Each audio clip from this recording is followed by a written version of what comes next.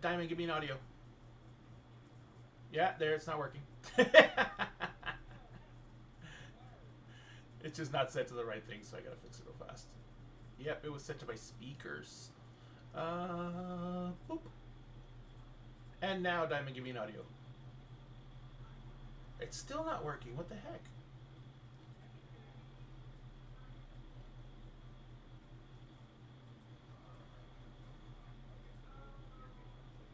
Looking at Olivia Rodrigo tickets. There it is. There it is. Yes. Olivia Rodrigo tickets. Yep. Now it's That's working. what the campaign's for. Ooh. All right. So, hi everybody. Welcome back to Dinner and a Game. Today we have kind of a special thing going on. As you may remember, we had a premiere game of Eldritch Automata, and we had a freaking great and amazing time. And Eldritch Automata is number one, we've backed it on Kickstarter. We want every single thing we can get. And if you guys want to check it out, it is on Kickstarter. Let me put the link in chat again. And I got off. yeah, it's already it's got the I got it right this time. But we had such a good time playing it that we wanted to bring the creator on to give us some more information about not just about Eldritch Automata, which we are gonna spend the majority of time probably talking about that, but we also wanted to discuss Gehenna Gaming as well. Because the big thing is we want to promote as many indie gaming creators as possible. With the absolute corruption and downfall of WotC, we are looking at a need for the indie creators to become the new accepted norms in order to keep the gaming community as alive and thriving and vital as it is now. And because this has been called the golden age of gaming so many times, it's not even funny. But at the same time, that doesn't mean it has to be over. It's just going to have to change into something else. Just because our hero has decided to take the poison pill and go down with the ship doesn't mean that we're going to be sitting here and just letting it roll away from in the distant future. So, in that spirit and in that light, welcome back to Dinner and a Game, Nick. Thank you so much for joining us. Thank you for having me. I rarely get called back for second dinners. Second dinner. Yes. Like I Yes. said after the game, you have a standing invite to run that anytime you want to. I appreciate y'all. And the cool thing is, this is my channel. I'm always going to play. That is kind of the thing. We're I'd say trying that's to. one of the benefits. And I was going to say, and since Diamond does most of the scheduling, she's probably going to always play too. Not always. I will always opt to let somebody new get to experience this lovely, lovely system and create their own little adventure with you. So, also my schedule's a nightmare, as everyone knows. Yeah, I know that feeling. Yes. Oh, yeah, me too. I had today was my day off from work, and I was like, I can do everything. I can get the overlay set up, and I can build a video intro real fast. I've got tons of templates I can throw together. No. But let's go ahead and say, first off, let us introduce you to Nick. Nick, what is your role over at Gehenna Gaming? Official title, creative director. What that means, everything under the sun. I wear many hats. Mm-hmm. Sometimes more than one at once. Gotcha. And if I remember correctly from what Diamond was saying, Eldritch Automata is a long project. You've been working on this a long time. About 7 years since 2017. So let's It's go. a wild ride. Yep. And I know that you said we talked about this a lot, before the game yesterday and after the game yesterday, and everything, or not yesterday, but the other day. And one of the things I remember you were saying was that it has gone through multiple iterations on what system it would be run with. Mm-hmm. I'm sorry, I got very distracted by someone commenting on my hat. Can you repeat that question? You had mentioned before we had gone into play that you had originally started using the idea of this game as a hack for another game, but then you ended up going with the Year Zero engine. Yeah, so the way that all started is that back in 2017, my friends wanted to play. I wanted to run a mech game, and I wanted to run Evangelion because that was my latest obsession at the time. I had Mhm. just gone through all the movies. I was fresh in college. Um, and then I was very hooked on to Power by the Apocalypse because all we really did back then was like play by post because it was the only time we could ever get everyone on. That was our only solution. It wasn't ideal, but we played a shit ton of it. Um, and so Powered by the Apocalypse just generally, like with its rules light, meant it was the easiest to like get everyone on the same page about. And so I wrote a hack of it, basically turning it into a mech version of Powered by the Apocalypse. And I realized two things from that initial campaign that we ran. One, I really like the idea of a mech system, especially with like a darker trend in that more Evangelion fashion. And two, I realized that Power by the Apocalypse, while it had some of it, has some great narrative strengths, in terms of combat, it Mhm. really wasn't doing what I wanted it, what I really needed it to do. So I kind of went back to the drawing board and I started building things out and started writing this as more of a first as like a system agnostic kind of deal. And then eventually I was like, well, maybe I can make this work in Powered by the Apocalypse. And then I was hitting a lot of walls. So that continued about to 2021, where Free League finally, fast forward, they released their OGL for the Year Zero engine. And I had been playing a lot of Alien RPG, Tales from the Loop, and I was pretty hooked on Free League stuff.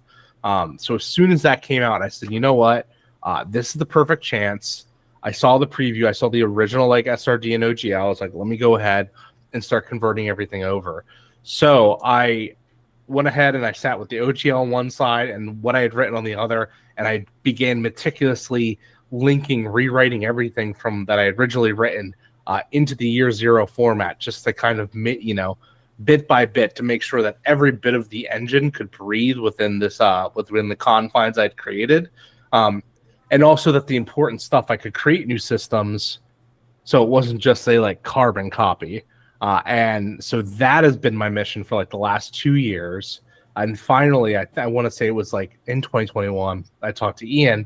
We've been working beside each other for a couple of years, and I said, I have this idea for a system. What do you think? And he's like, I was like, the mechanics are all done. Half this manuscript's done. And he goes, this is great. Let's keep writing it.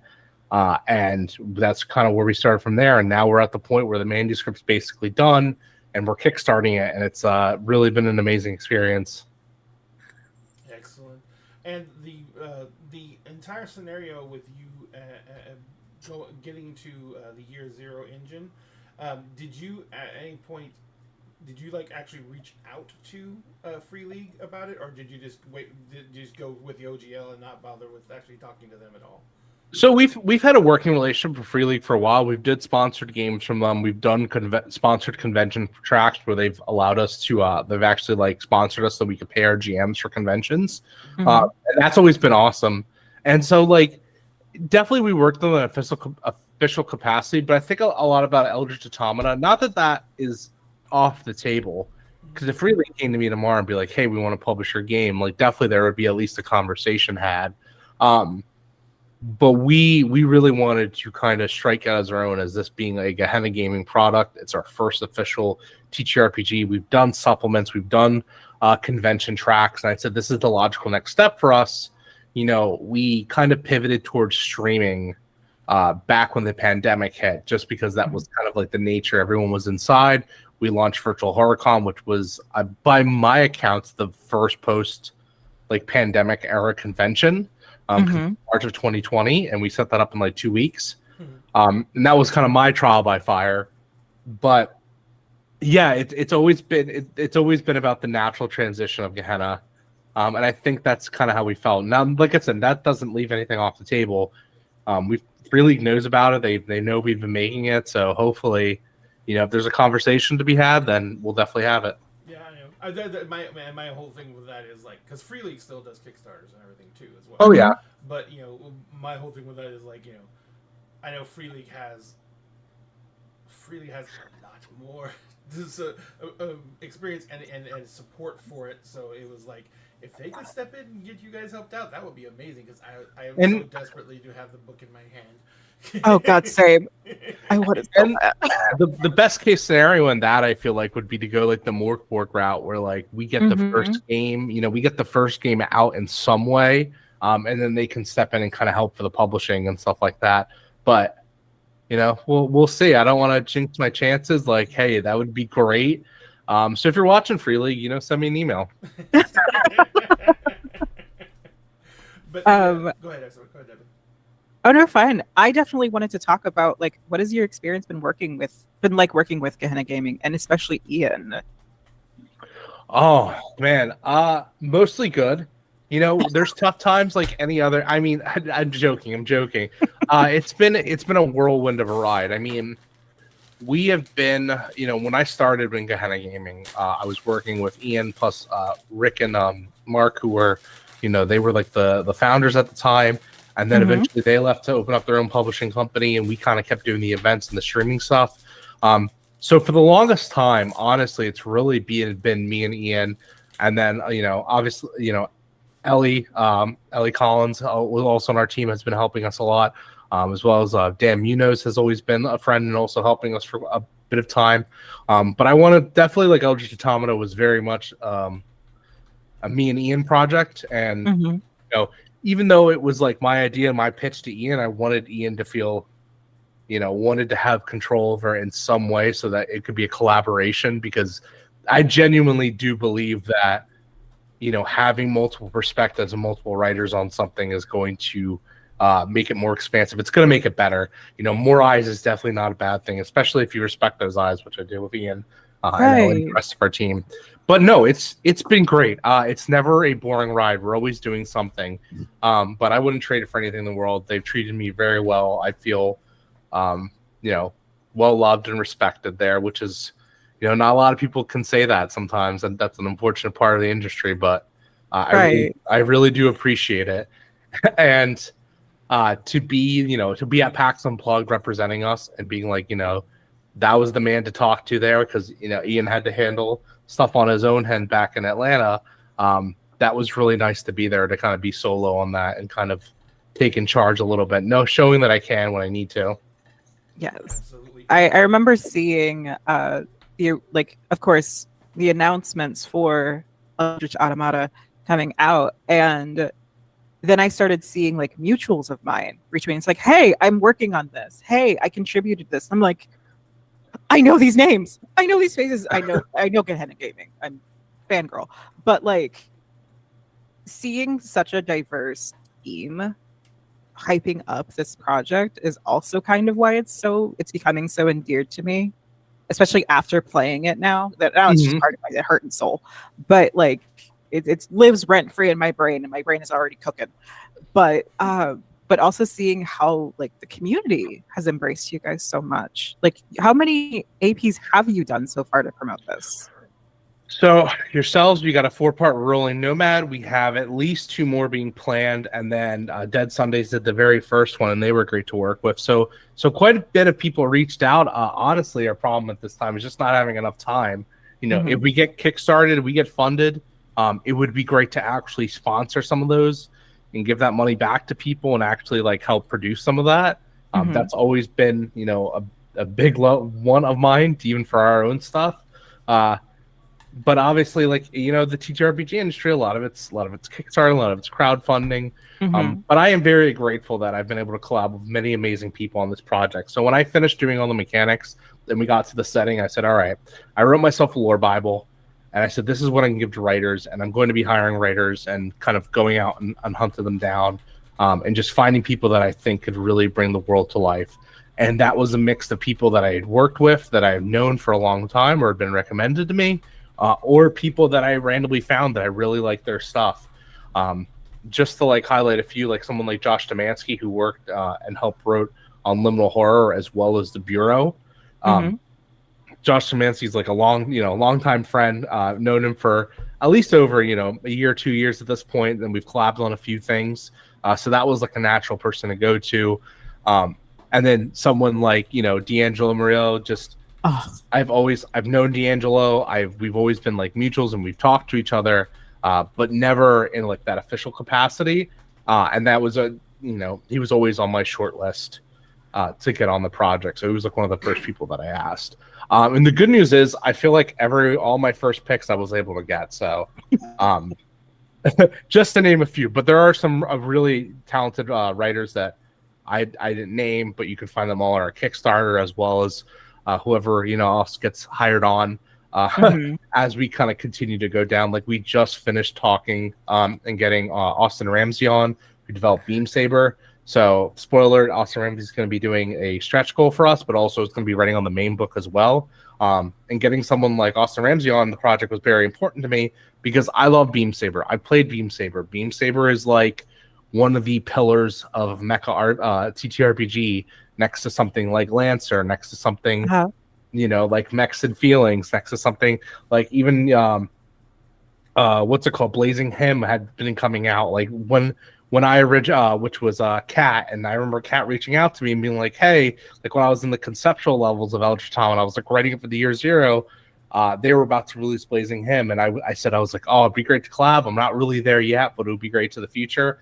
And I've always pitched to a bunch of people that like, oh, we should get all the mech creators together and do like a Super Robot Wars style, like everyone get. Oh my God. I've always been a big fan of guest starring like your signature characters in other games. I think that's really cool. So that was one of the things that I pitched to Austin. I said, well, why don't you like put one of your signature characters or signature mechs into Eldritch Automata and vice versa. And that's like that's an open invitation to anyone that's made a mecha RPG. And there are some amazing ones out there. We're in a really good field of just like new upcoming advancing mecha TTRPG, which is awesome because there's it's a niche that wasn't really filled. I mean, the oldest mecha game I can think of, it's like Robotech. Yeah, Robotech. Yeah, I would say it would Robotech or like Mech Warrior. I remember playing Mech Warrior. I played Mech Warrior a few times too. Yeah. Yeah. That's even younger. That was 90s. And Robotech came out like way back right after BEDSM. Yeah. Then that kind of led right into Robotech. So yeah. Gotcha. So it's there is a lot out there, and there have been many times that we've been running this campaign that's like, oh, this kind of reminds me of Cthulhu Tech, which I'm like, okay, that's a good comparison. It's horror and it's mechs, but we really did set out to make something like original, with its own original lore and original setting, and some separating ourselves, cosmic horror from just being like Lovecraft all over again was really big for us. I know I'm rambling at this point, so you're fine. You're fine. You're kind of sideways answering some questions. Go ahead. You're also answering some questions. Listen, you read the outline I sent you. You're on track. Tales Archive does have a question. It's the lovely Alec from Tales Archive. What are some sources of inspiration for Eldritch Automata? Sorry, my brain is. You could say it any which way. That's fine. I've heard people say Automata. And then Alec also says, "I'm so excited by what I've seen, and I can't wait to get my hands on this."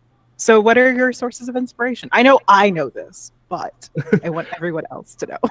The main touchstone would be Evangelion, but Pacific Rim was very much our inspiration for how the mech should look.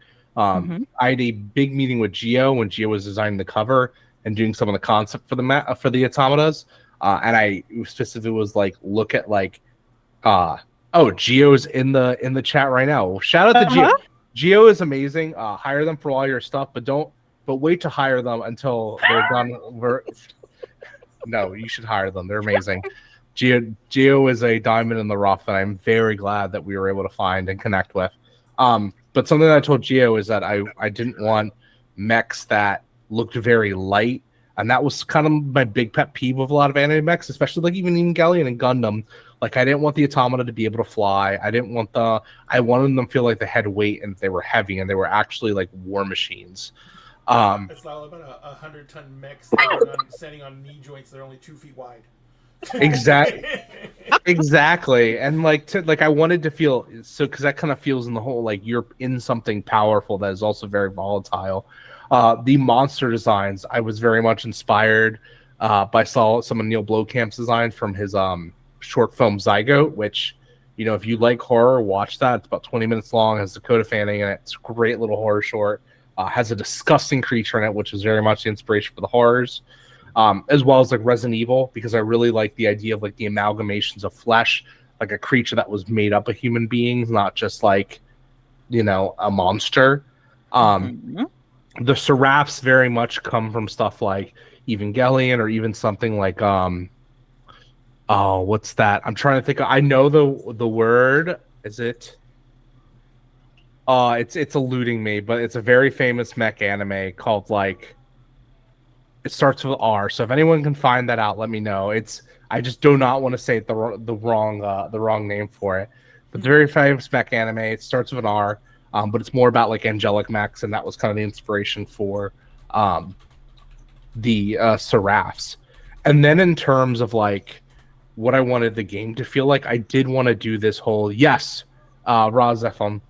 I really wanted to do like a parallel. Like I didn't want it to just be about mechs and like customizing your mechs, because I knew in terms of customization that there were going to be other games out there that already did it a lot better. Like Lancer is really good with mech customizations and like building your like mech piece by piece. And I wanted to focus on between, you know, what you do inside your mech affects what you do outside your automata and vice versa. And that kind of like more, you know, humanization to the psychological horror was really kind of the backing. So definitely stuff like Pandorum and even like Silent Hill. I mean, maybe they're not direct inspirations, but they're inspirations to me in my art. So I very much like they kind of show up in everything I do. And then of course, like music wise, like Coheed and Cambria, very much was an inspiration with their kind of sci-fi epics, their concept albums. Fueled me into the night whenever I was writing these. So one of the questions that you kind of touched on a lot, Mecha and Eldritch Horror, a TTRPG match made in heaven / the abyss. Why do you think those work so well together as a TTRPG setting? Oh, I actually have a really good answer for this, because I think in a lot of horror games, we, you know, and specifically like when you have your like Call of Cthulhu type games, you very much are kind of penalized for going against the monstrous eldritch stuff. Like you're supposed to run away or briefly, you know, flip past them or flirt with them, whatever you want to do, and then leave yourselves to the safety of your home or domain. Whereas with mechs and eldritch horror, it's one of the only kind of level playing fields where you can actually see like a fair fight between them. And it was really cool balancing act, because that comes with the theme of like power fantasy versus like cosmic horror. And usually the whole fear of cosmic horror is that there's nothing you can do against it. So as much as it's cool to be like afraid of Cthulhu, or like just to use a Lovecraft monster, wouldn't it be really cool if you could punch Cthulhu in the face? And I feel like that was the first initial idea for Cthulhu Tech. But very much like the original tagline that we had for this was and Ian said, no, don't do this, was make Lovecraft your bitch. That was my unofficial tagline. But then eventually it became to something I like to say is like bring horror to its knees. Because it very much is about, you know, diving face first into the terrifying monsters, fighting them, and knowing that you're like a thin line between that power fantasy and then falling, you know, deep into it and getting lost like any other horror game. So Kyle has a question. Super looking forward to running and trying this out. With the mention of Evangelion and also the horror of the outer world, will there be conceptual stuff for PMC work / governmental, or is it a free reign aspect for what the GM considers? Awesome question. First off, thank you, Kyle. So there is setting work done, and there are still some governments. So in this Lauren setting, about 90% of the population is gone. That's a rough estimate. We wipe them off just immediately in the initial event. This is about the last remaining vestiges of humanity. And there are still governments, and there are regions that are laid out within the core rulebook that you can basically, as a GM, plop your characters into or plop your game into. And then, okay, like the pilots here could be operating under this government and this government, but it doesn't always have to be government, because sometimes it could be organizations or rogue or whatnot.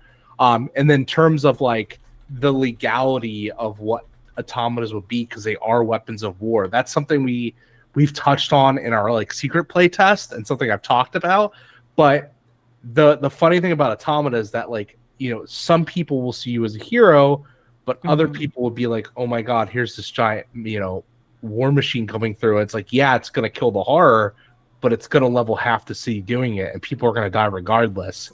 Yeah. And something I've always told my players in our campaign playtest we do now, it's like, your job isn't to save people. Your job is to kill horrors. You know, we have a posture check, a hydrate, and then a posture check, hydrate, and a stretch. oh, in the form of a I side have special. no water. The only thing I can drink is, I guess, Duster, but I shouldn't be doing that. So I will straighten up my posture though. Yep. Stretch. One of the things that you said, a question you asked us in the game that I kind of like in the game was like, because you were like, is everyone sharing bunks, bunking in one room, or you guys have your own room? What do you think is going on? And I was like, how bad was the apocalypse? And we were like, you're like 90% of the population's gone. I was like, oh, then we all have our own rooms. And then as I started to think about it, they probably actually wouldn't. Yeah, because sleeping in the same room with someone else is kind of like a rare commodity, and you would want, you know, in a game that is very much focused, like there's a big focus on taking care of yourself in between engagements and scenarios and encounters. You know, having someone to talk to that isn't just fight and war is very important. Yeah, and I was also thinking about, just from the sheer horror of the environment that they now live in, it would be more like, you know, the clustering together and feeling that comfort of presence of other people would be, you know, one of the few things that you could actually cling to as some semblance of, this is humanity. It's a little pocket of it, but it's humanity. So we're all going to, you know, cling to each other like monkeys scared in the forest in the storm. And your expeditions could be like, you know, the game we're in now, they've been on an expedition for about a week. So that means like roughing it with like their camping supplies. So they still have to take watch. They have robots back and call for them, but you know, if they need it, kind of floating in an airship somewhere. But you know, they still need to watch out for themselves, because the horrors, they're not just automata enemies. They can scale all the way down to human faced enemies. Yeah, that's one thing I was really, as we talking about this, one thing I'm really looking forward to is not just seeing the giant horrors that are like the distant thing that's smashing the city while it fights the robot, but then as as those poor people are running away, they're getting jumped by the smaller things that are coming out because this thing's here, and I'm just like, oh yeah. And to kind of give you a little preview of one of the places we have, just because Kyle asked me about the setting question, I want to drop some new stuff. The Chris Hanley, who wrote the section on the UK British Isles, designed this concept that, you know, the underground of the UK was a very, you know, well sheltered area that they had used even though the World Wars. So most of the city, anyone that could, went underground. And that's kind of where they built their civilization. And what they have done is, because of the horrors and the inherent, like, what are they divine or not, they've rejected all forms that these creatures are divine in any way, whether it be the seraphs or the horrors, and have gone back to an Arthurian-style government, calling themselves the Kingdom of Reformation. And so their automatas are called knights, and they look like knights. And they're code name, like, you know, Lancelot, stuff like that. And there are special automatas that they have been designing, which are even like quadruped with like the kind of centaur, like horse and rider kind of deal. Oh, I love that. So we have so much. A question from the Starfield. There is, they want to know, it's based on the Year Zero engine. Is the character creation process similar to the other games with that engine? Yes and no. There are some changes to it, but for the most part, yes. So very much I can lead character creation in under 20 minutes if need be. So all you have to do is you pick your pilot archetype, which is kind of like picking an archetype in any other Year Zero engine. And you have a choice of 2 stat arrays. So you pick one of those stat arrays. And then you go to your automata archetype, which is for your giant mech. And you pick any one of those like you would for, you know, if you were picking another lone archetype or something like that. And they give you an option of 2 stat arrays. So you pick one of those stats arrays. And then you combine those, the one from your pilot and the one from your automata together. And that gives you your final stats. Gotcha. From there, you take 2 talents from each archetype, so you're rolling out with 4 talents, plus, your strand talent and your berserking stuff, which is decided by what archetype you play. You designate your skill points like you would in any other Year Zero engine game, and it's set up the same way where each stat under each like ability score, there are 3 kind of skills that are tied to it. And just to kind of give it the rundown, just why not show it off? Strength has endurance, close combat, and machinery. Agility has pilot, mobility, range combat. Wits has observation, science, survival, and then empathy has manipulation, command, and medical. So very similar splits that you would see in any other Year Zero engine. Got you. I know that one of the mechanics in the Year Zero engine is conditions. How did you because I know that we can take stress as pilots. Is that kind of how you worked with that? With the actual strain of being a pilot? So stress was something that actually was established with an Alien RPG, and they recently actually added that the OGL, which is great. So stress is something I was like, there was a system already for that was amazing, like stress and panic just fit right at home there. So I said, let's go ahead and put this in. And then from there, the idea of like the extra stats of like ego and stability, those are completely new that I've added on to it, kind of as like a special substat section. And then stuff from there of like how you lose stability, how you lose ego. That's that's pretty much all like the new stuff with the berserking, strands, whatnot. That was stuff that was things I had established in different mechanics when they was originally in PBTA. And then I said, well, I don't want to lose that when I move it over to Year Zero. So I use Year Zero as the mainframe so that anyone playing the game, they'll know what they have to roll and what their success numbers are. Like that stays all the same, but then there'll be like new stuff for them to learn, which is nice. So they have a little bit of familiar, but also have a little bit more complex if they need to. I personally, because I feel like I was the one mainly doing strand shit in our test run of it, because I saw it and I'm just like, oh, I've never played a game with this being an element of it. I really want to see how this works. And then mine, because of the build of my pre-gen character for Lee, mine was that I basically have to pull a Toto and ask somebody if I'm their type. And if I fit their type, I'm not the strand.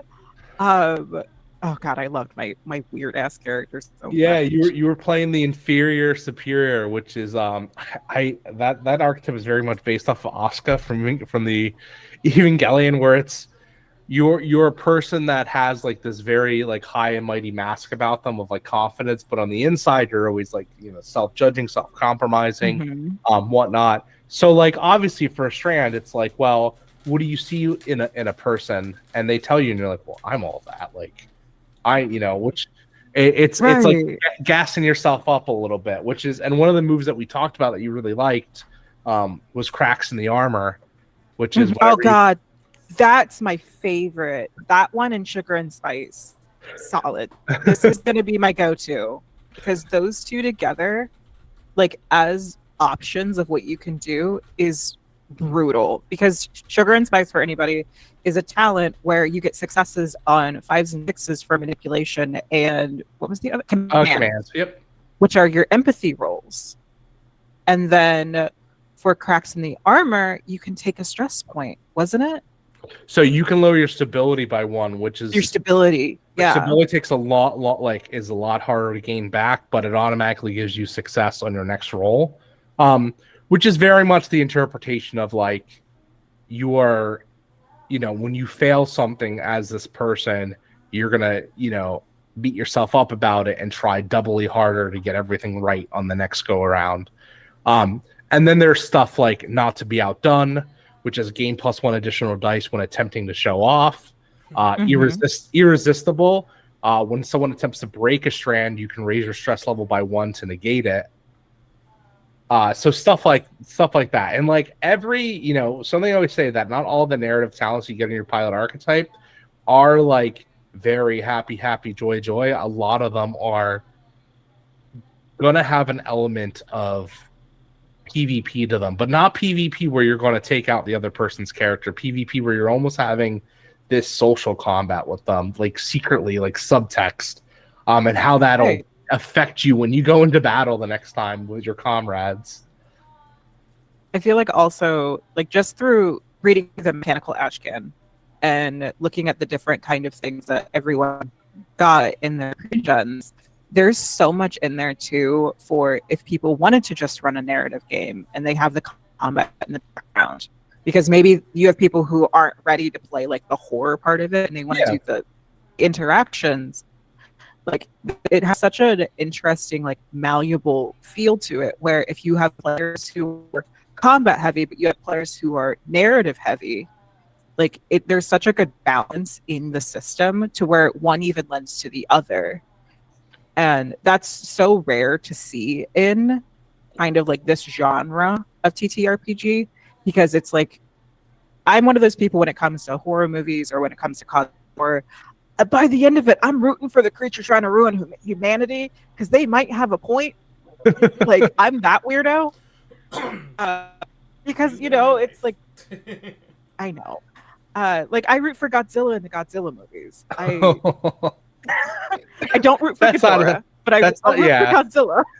That's not a. I don't think that's an out alone. there opinion. But yeah, and I love everything they've done with it to really put that to where like you're encouraged to use these talents to have those conflicts with your other pilots. You have like the option to do like the storytelling. You don't have to use them, but it's in your arsenal. It also helps meld kind of that personality, and which is fantastic.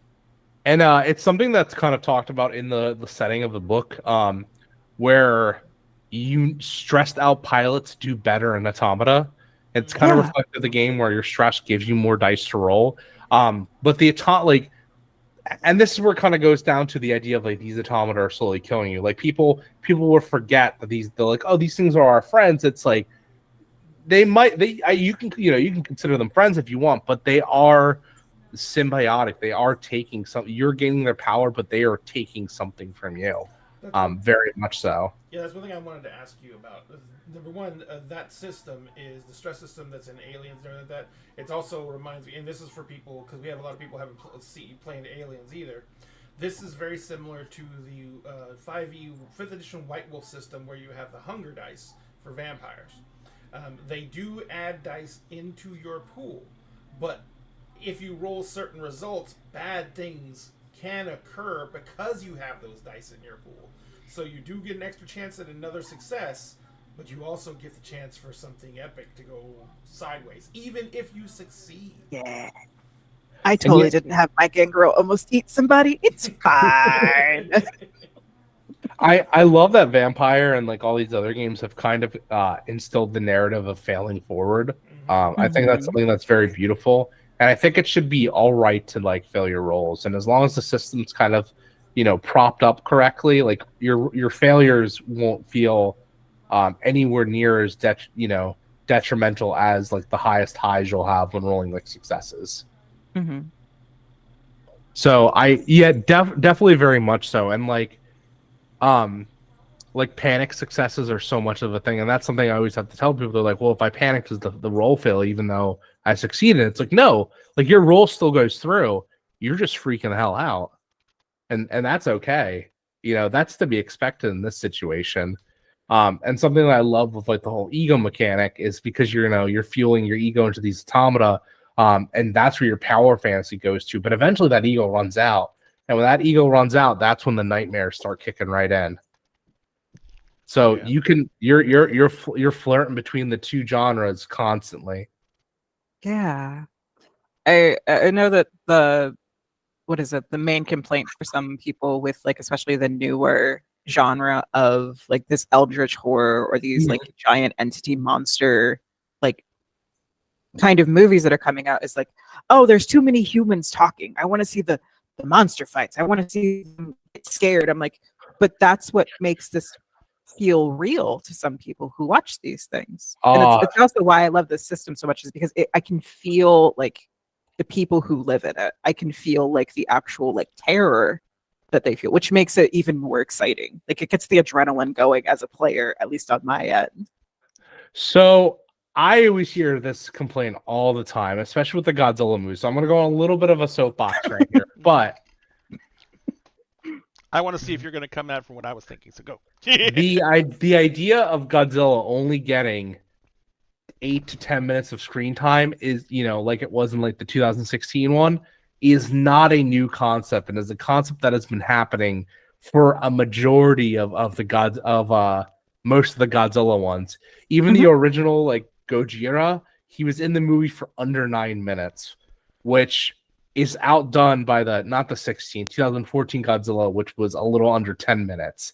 So Godzilla has always not been the mainstay, the main, like, always on screen of his show, even though he is like the star of those movies, obviously. So I think you need, for like Eldritch Horror, you need the human element, very much so.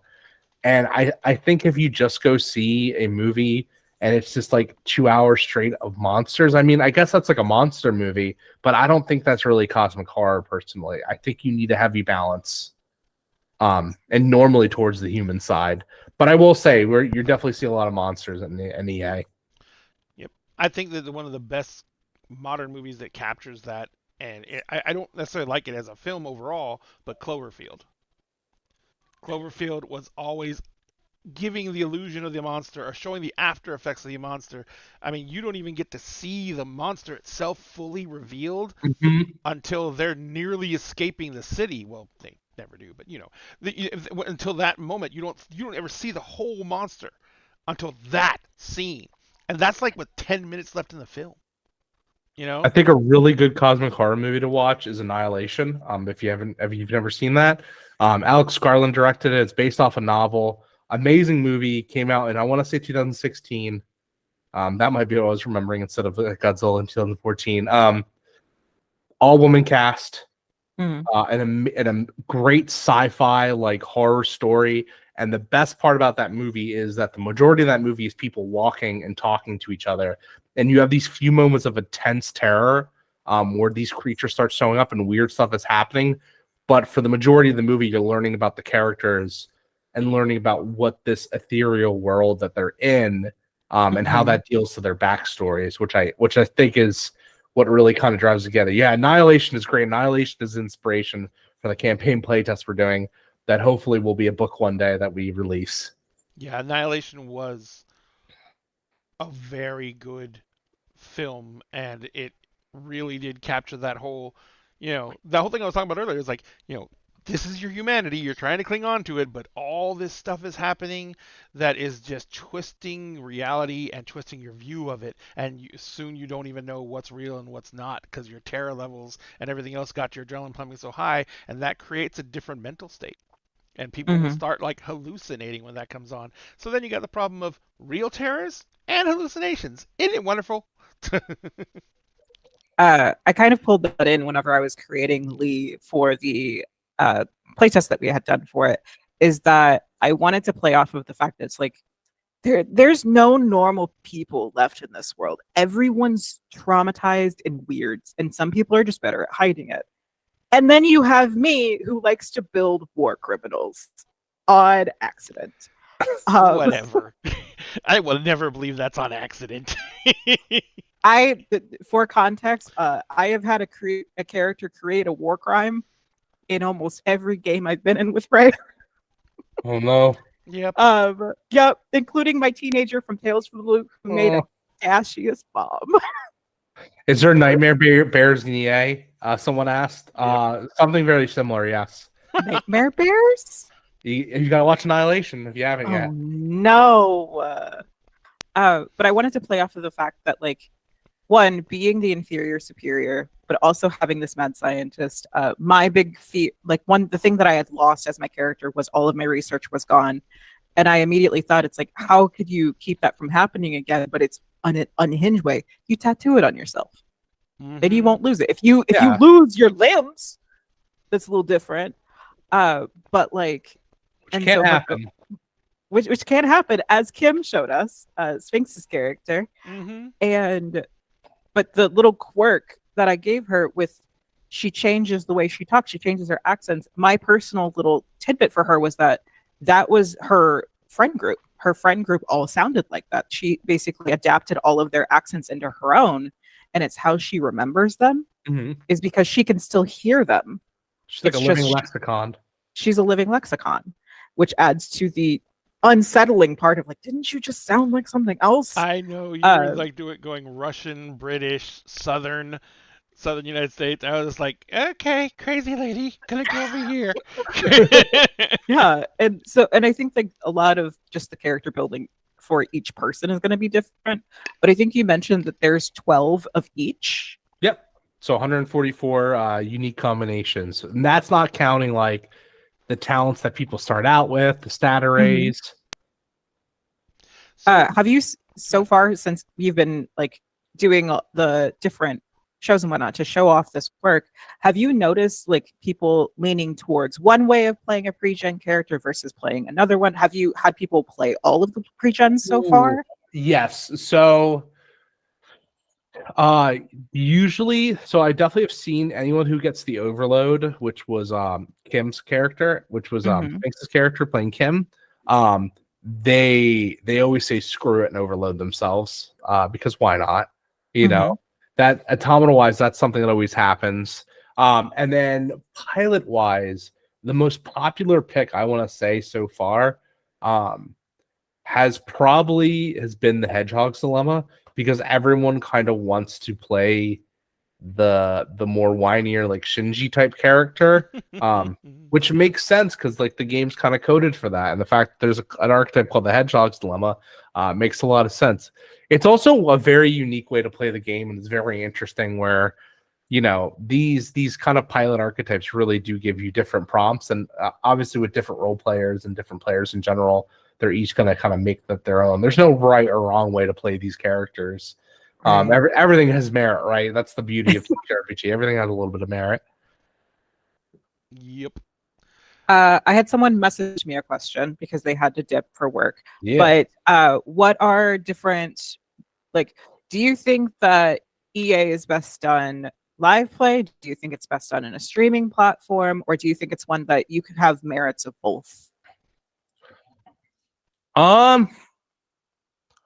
Who I, so the way that zones and combat is set up, it doesn't necessarily mean you need to be like on a battle map. Mhm. I've always ran at theater. I've run at battle map and I've run at theater of the mind, and I haven't had a problem with each. Um, Funny enough, one of the like super advanced stretch goals that I don't think we're gonna get to, but it'd be really good, and we have one of our writers already kind of working on it, because they're insane and they wanted to do this, and I said, you know what, I'm not going to stop you, and we'll pay you for your work, whatever, if we ever get this far. And he's writing war game rules for Eldritch Automata, so if you wanted to play them with like miniatures, like Warhammer That style. was the literal thing, a question I was going to ask based off of that whole comment. Is like, because it would lend itself directly into some kind of Yeah, war game. So I was like, is there going to be support for that later? So I think the more narrative stuff might get lost in the wargaming, which oh, is absolutely. why I didn't kind of initially go to it in the first place. But I also think it's cool that TTRPGs can have different modes of play. A really good example of this is Haunted West, which was written by Chris Spivey, who did Harlem Unbound. So we backed the Kickstarter front. We got this massive, like 800-page tome. Really great stuff. But that has 3 different modes of play. That has the traditional Call of Cthulhu way, which is how you would play Haunted West for your D100. You have your D20 way if you wanted to 5e. And then you have what's called the Rules Light Storyteller way, which is very rules light and is very much not powered by the apocalypse, but it's like you're rolling 2d6. Mm-hmm. Very basic checks. And I think that's cool because then, each party is going to be different. So they're not kind of constrained to like, we have to play it this way or we have to play it that way or whatnot. They can have choices depending on how rules mechanics or friendly they are.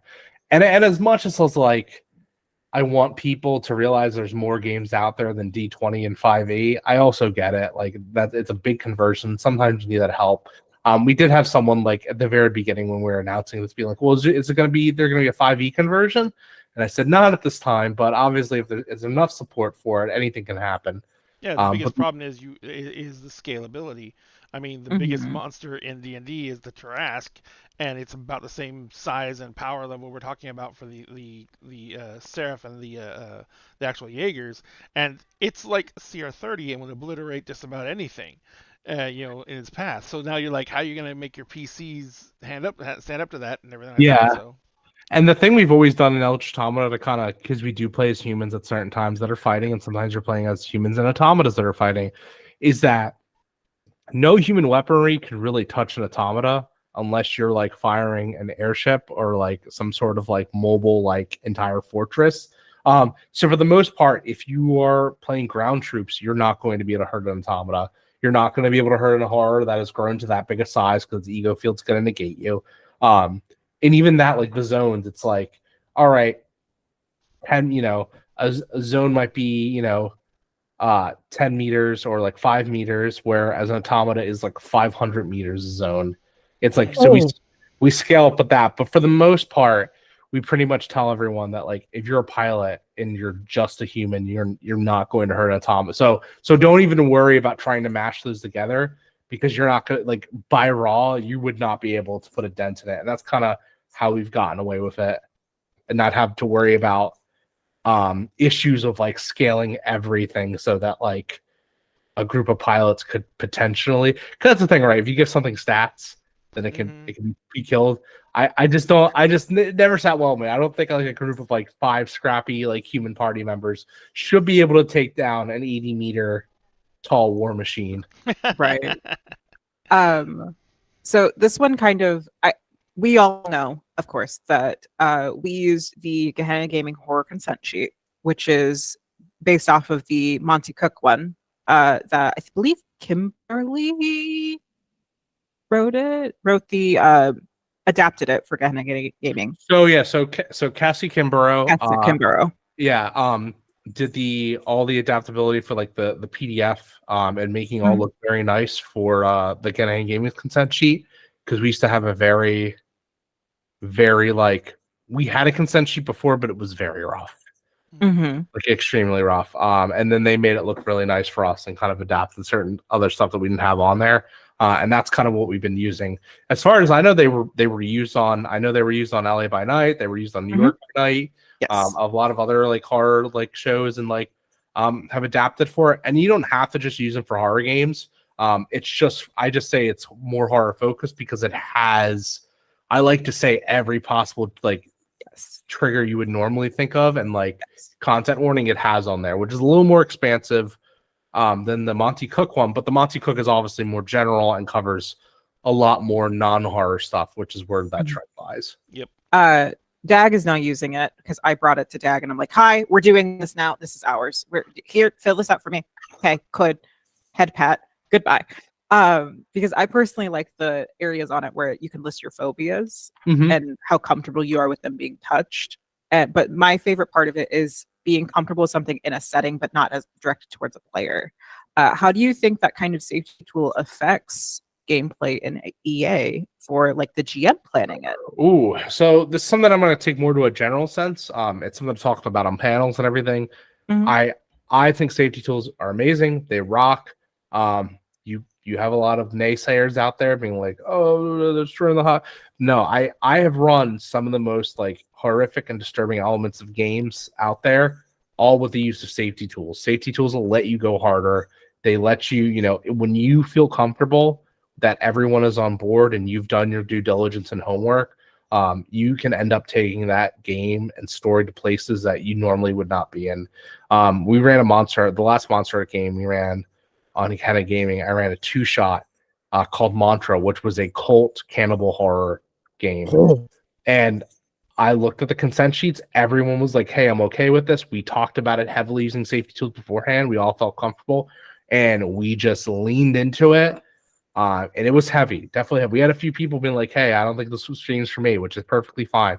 Also, like, knowing your own limits. Your Eldritch Automata game isn't going to be the same as my Eldritch Automata game. Yours, you might go a little less on the doom and gloom on it and a little more like your anime, kind of like, more towards like Gundam. And, someone might go harder than me. Someone might go complete grimdark. Everything's fucked. Humanity has no hope. And in fact, that hope is pretty corrupt. Whereas I feel like the original has this mainstay of the world is so messed up, but humanity is still holding on, and humanity at its most base form is trying to do good, even if there are individuals and organizations out there that are trying to do evil. And this is a story about the people who are trying to let that hope live. I like that you didn't kill hope entirely with Yep. the setting. No, yeah, because that's a bit like, because if hope's gone, then it's like, what are you even fighting for? Mhm. There's got to be, you're fighting for the future, you're fighting for tomorrow, even if the world's messed up now. You're fighting so that maybe you have a shot at fixing it, which I think is good. And I think that kind of leaves a little bit into like the lore of the game, where we briefly mentioned this, but this is something that's written in the book, that the architect brought about the horrors, and it sicked the seraff on everyone. But it also guided humanity into finding the automata. And a very big mystery of that game, which may or may not be solved by reading the core rulebook, or maybe something you have to come to your own conclusions about, I won't say, is why did the architect do that? Why did it show up, fuck off, and it's never come back?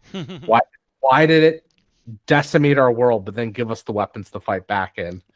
And I there's was going to say, one thing about that we didn't touch much in the actual game was that the basis of humanity, a lot of them actually worship the automata. there's so like, I feel like with anything, I for out of respect out of people's religions, I don't like, in my mind, I don't think of the Seraph or the horror or divine. But if you or even the architect is divine, I think it's very much in the realm of like cosmic horror and like the cosmic other. But that being said, if this giant, in awe-inspiring creature showed up in the sky, there would be a couple religions that are probably formed after viewing it. Like, it's hard not for people to have a divine experience, and what they would classify as divine. I think a lot of the world is how they reacted to that. And some people, like I said, you have the UK British Isles of Reformation. They were like very much like, no, we will not. We deny that this thing is divine. We are going back to our old ironclad ways and fighting back. There are some people that worship the automata, that think it is the logical next step in the cycle of things. There's a group in the organization called one of the organizations called, I'm just dropping some previews, called the Extinctionists. And every group has a tagline of the architect is blank, and the Extinctionist is the archetype is punishment, which they believe that they're a group of humanity that believe that everyone was meant to die to the archetype. It's because they were like, we were being terrible people, and this is like our divine judgment. And so their whole thing is that, who are we to argue with that? We're going to attempt to kick the rest of us down the drain so that the world can. So they've like, hijacked automatas and are, fighting back against it. It's really cool because in the guidelines for that, it's like, don't blame the individual, blame the organization. Extremists, well-intentioned or not, dive into their ideals, what makes their beliefs. And that's always been an interesting story for me, is that, like, people, what their intentions are when they do things that like other people would call very heinous. And obviously it's up for the GM to kind of explore that with their players, and the players to be comfortable with that. But there are a lot of moments of being able to explore the world and kind of carve out little parts of it. But everything as a whole has been a sandbox of, if you want to play the knights, you can play, you'd have the area that can play the knights. If you want to, treat the architect as the divine, there are options and there are information to back you on that. And we kind of want to facilitate every type of play that we can. Yep. I was just going to say that reminded me of Akira. And the Oh yeah. But they worship Strong Akira vibes. Oh yeah. Yeah. And and Akira being like the father of cyberpunk and that those stuff in general, like definitely so much so, like techno horror. Oh yeah, absolutely. I would love to wrap up with hearing about one, the Kickstarter, but also what great rewards you have for each tier. I know you announced one of the you have a partnership with Eldritch Foundry, I believe. With Norse Foundry, who are doing Foundry. There you go. doing all the dice. We do have a partnership with Eldritch Foundry on a show that we do, but Norse Foundry for the dice are doing this one. So hi everyone, this is where I pitched the Kickstarter. The Kickstarter is just shy of 26,000 as of right now. We're about halfway to our goal and almost halfway through our entire campaign. Any funding helps. It let me be the first one to say it that even if this game does not fund, it will come back in some capacity. It will be worked on. We might have to take more time on it and then re-kickstart it or at a lower price and see what we do. But it will happen. So, but we would love to have the funds to do it immediately because we have great plans, and we're just really waiting on the knowledge that funds are going to be there before we pull the trigger on those plans. That being said, if you at the most basic tier, we have like a digital edition for 30. The digital bundle is 45, which you can get like the starter set alongside of it. The first physical tier comes in at 55 with the pilot core rulebook. And then up from there, you get the physical bundle, the Automata bundle, which is with the physical starter set, which will give you the little scenario, the Dark Passenger, which you can being run on some other stuff, but it gives you the full book for that, which is can be run as a one shot if you edit some stuff down, but also can be run up to a 3, even 4 shot if you need to. And that comes in the Automata bundle. Next up would be the horror bundle, which not only gives you the starter set and core rulebook, also gives you a game master screen, which you're going to see that nice, beautiful art on that 3 screen. I love game master screens. Mm-hmm. You always need. I collect those. It also gives the equipment and armor cards. So if you have little equipment cards out, you can just give to players and they have all their stats on there and they don't have to worry about referencing back to their sheet or the rulebook for that. As well as the horror dossier pack, which are going to be beautiful enemy character sheets.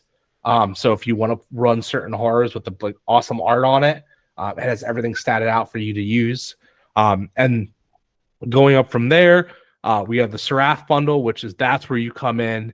You get everything from the previous one, but you also get the Seraph dossier pack, which is going to be, the Seraphs and their beautiful enemy sheets, as well as our zinc alloy dice for the Seraph dice, which look amazing. They have that nice kind of neon alien glow edge to it. And then up from there, if you're really feeling the all-in, you can do the Architect bundle, which not only gives you the dossier, everything I mentioned before, you're also going to get a Legends dossier pack, which is going to give you legendary pilots that can be used as pre-gens. They're a lot stronger. You get a backer launch enamel pin for all my pin fiends out there, the dice, as well as a second Automata scrap iron dice, which these things are awesome because they will actually rust over time and get that nice color. So what I mean by rust, I don't mean they're going to get like that hard coarse edge. They're going to, the color is going to rust on them. So they're going to get that age look to it, which is going to be awesome over time. So these dice are going to age as you play the game. And then if you really want to, we still have 2 left of these. At the highest tier is the Be the Automata, which not only are you going to get everything we just talked about, you're also going to receive a specially designed Eldritch Arms weapon, which is one of the weapons from the game as a model for you to have, whether it's one of the guns or the physical weapons. Each will be unique, I believe, custom designed for each of the 5 people that get them. And that's a rundown of all the Kickstarter stuff. So please donate to the Kickstarter anything you can. I would, I wouldn't even want to say donate. I say pledge so you can get the stuff. This is something we have. The manuscript's done. We are kickstarting for art and logistics costs at this point. Shipping and producing something is expensive. Art's expensive, but the manuscript's written, and our goal is to launch everything and have everything in everyone's hands by Q4 2024. So you're gonna get it within the year you back. Yep, which is going to be amazing. I'm so happy to hear that. So yeah, if you guys can do anything to help support in any way, shape, or form, please do so. Even getting the digital copies of this game would be amazing because you would have access to it right away. I know that we mentioned this, but if we get permission, we would definitely like to run some more sessions, even if it's not going to be with you present or Ian present. Oh yeah, we would definitely love to run some more sessions for this. Maybe even run an abrupted campaign or something like that. So if we can, let us know, and we'll pull the trigger on that as soon as we can. But everything else about the game, if you have anyone in your family who is an anime fan and a fan of mecha anime or horror anime, this is going to be something that they're going to sink their teeth into so deeply it's going to become their personality.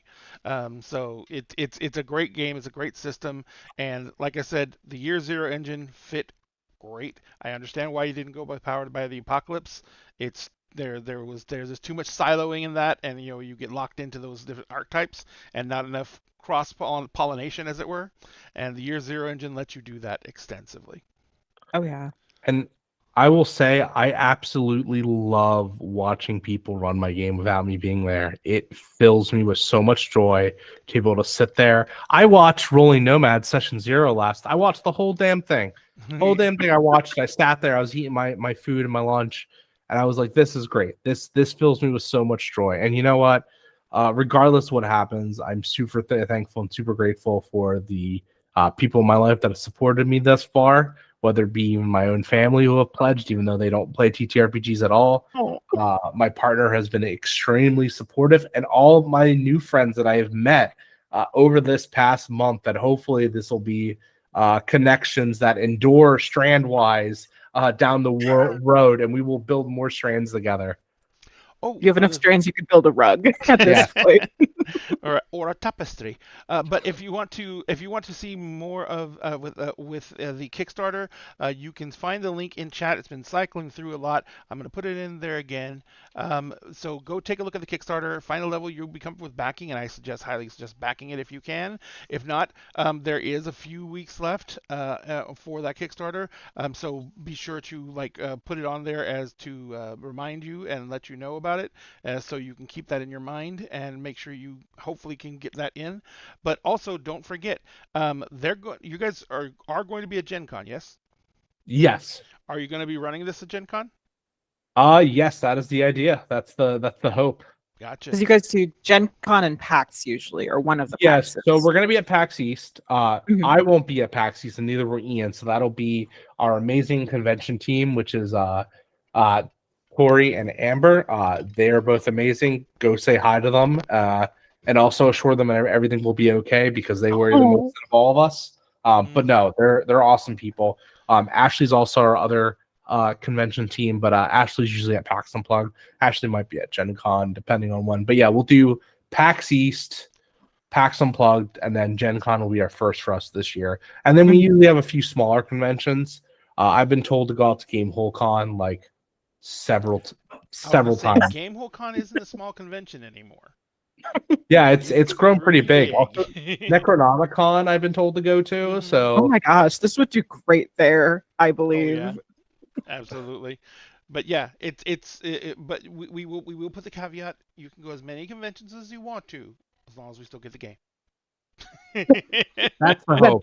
This is the year I was like, this is our promotional year. This is our tour. Absolutely. Right. If you ever want to come back to Dinner Game and do another one like this, if you want to bring other people in to talk about their experiences on working it, even if the Kickstarter doesn't get funded, which I have in my soul that it's going to happen eventually. Because I had scheduled this interview because this is the halfway point for the Kickstarter to really get the gears going for people where if they've been a little bit like, oh, maybe like, let this be your definite. Let this be your thing of, as someone who's only been in the TTRPG community for under 5 years, I saw this game, I read through the synopsis of it, I saw the people attached to it, and I thought, it's like, I need this in my life. Like, it's very accessible towards newbies too, which is why I also love it. Gehenna Gaming being one of those companies that I've watched you guys basically expand and do wonderful things within the horror community specifically, which has a very, it's not always newbie friendly depending on what table you're looking at, but Gehenna Gaming is one of those ones that has put the resources and the content out there, especially like even with ATL by Night as well. Because that was my intro into Gehenna Gaming, because I knew Ellie first. Yeah, Ellie, amazing, and the fact that like Ellie's coming to like put the probably put the ending the bookend on that soon within the next year or so. I mean, what an amazing project to kind of follow up on. So props up. I love Ellie. Love them both. I know they're preparing. They got family on the way. That's all I'll say on that. Yeah, but I'm so excited for that. It's a very exciting time for them. But yeah, it's, as a TTRPG newbie, especially in the horror sphere, this game, you need it. You need it in your life. You need to play it. Even if you just want the lore from it to have it, because I do know people like that. Even just the digital copy will be something that you can have and treasure and flip through and experience your own world in your own way. But you should make sure to check out our lovely Nick on all of his socials. You can be found everywhere at Nobleman Nick then. Yep, Nobleman Nick, Twitter, Instagram. Instagram's usually more personal, but it's public. So if you want to follow me and watch me post my fits and food and take lots of pictures of my partner, that's what it's there for. Yeah. Twitter is mainly where I do my TTRPG takes and everything. I'm also on Blue Sky. I have to keep posting more in there, but it's social media is hard. You can also find me on Discord. I'm always playing games. I'm always doing something. And I'm always down to talk. I'm not someone that, will turn you away if I have the time. I'll sit down and have a conversation with you. So Yes. Excellent and wonderful. Everything. And thank you for having me on twice. This is awesome. I would love for you to run a campaign of this if that's what you want to do. I will fully support you in whatever way that I can. Absolutely. But yeah, let this not be the last time that we're on here, vice versa, or anything. Yeah, I won't let that happen. If we do run the campaign, then we will once again take up the gauntlet of, if you back it while we're running, we will send you a dice tower. We're willing to bribe people to back this game. We wanted that badly. We wanted that. The support. Thank you so much. But for those of you who might not know me, I'm Madness Diamond. Since we're friends now, you can call me Diamond. I am the creative director here at DAG. I'm also the basically cast wrangler for a lot of our projects.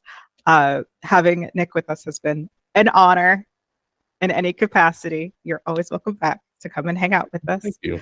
You can find me everywhere at Madness Diamond, unless you're looking for me on TikTok, then I'm Madness Diamond 2.0.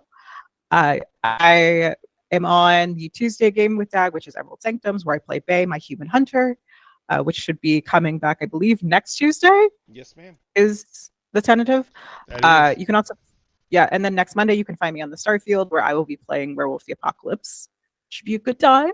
On Thursdays, you can find me on World Tree Quests, where I play Melusine Lusvestra, my level 5 Battlemaster Barbarian. And then I believe that's all my games currently. And you can sometimes find me here whenever we start a Walking Dead game as a NPC. Yep.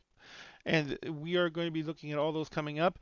You can also find all of Dinner and a Games information in our socials. As you can tell from those of you who are watching us, we are streaming on Instagram, Facebook, Twitter, YouTube, and Twitch. So if you want to follow us on any of those, that would be amazing. Remember, as content creators, we would do this no matter what we do, because we enjoy it and we love it. But if you take that moment to just hit that follow button, it gives content creators the biggest dose of serotonin you wouldn't even believe, because we realize that's a sacrifice of time, and everyone's time is precious, and we really treasure that sacrifice. So thank you so much for that. We're going to go ahead and let Nick get back to work. Back to work. And we're going to go ahead and raid out to see someone else tonight. So give us a few minutes while we do that, and we hope you guys enjoy the information about Eldritch Automata, and we hope you back it. So thank you all very much.